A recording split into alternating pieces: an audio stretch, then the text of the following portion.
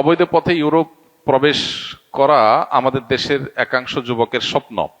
স্বপ্ন বাস্তবায়নে অনেকে সাগর পাড়ি দেয়। যদি সাগর পাড়ি দেওয়া অবস্থায় কেউ দুর্ঘটনার শিকার হয়ে মারা যায়, ইসলাম তার ব্যাপারে কি বলে?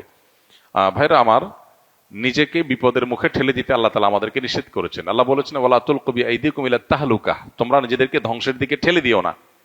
একটু ভালো চলার জন্য, একটু ভালো থাকার জন্য যারা ইউরোপ পাড়ি দেওয়ার জন্য বা পৃথিবীর বিভিন্ন দেশে যাওয়ার জন্য দুর্গম পথ পাড়ি দেওয়ার দুঃসাহসিক পথে যারা পা বাড়ান, তাদের অনেকেই সেখানে বিভিন্ন দুষ্ট চক্র, বিভিন্ন দালালদের খপ্পরে পড়েন এবং চাঁদাবাজদের খপ্পরে পড়েন। দেখা যায় সেখান থেকে তাদেরকে প্রহার করে, তাদেরকে ভিডিও কলে নির্যাতনের চিত্র ভিডিও দেখিয়ে তাদের আত্মীয় স্বজনের সর্বশান্ত করে ছাড়েন এবং সবকিছু লুটপাট করে তারপরে নিয়ে যাওয়া হয়।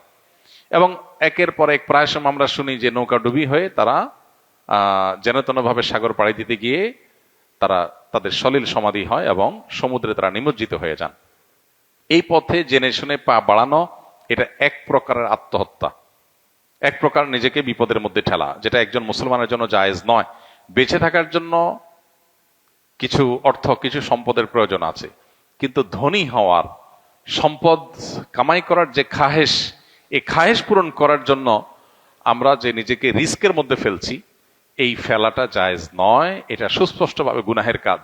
অতএব এই লোভ থেকে আমাদের সরে আসা উচিত।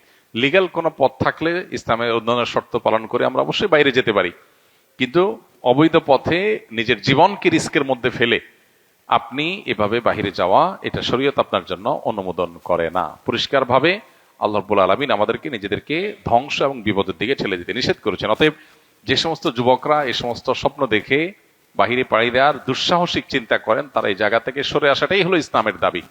ইসলাম আপনাকে নিজেকে বিপদের মধ্যে ঠেলতে নিষেধ করে। এরপর যদি আপনি বিপদে পড়ে যান, তার দায় আপনার। এজন্য আল্লাহকে ভয় করা উচিত।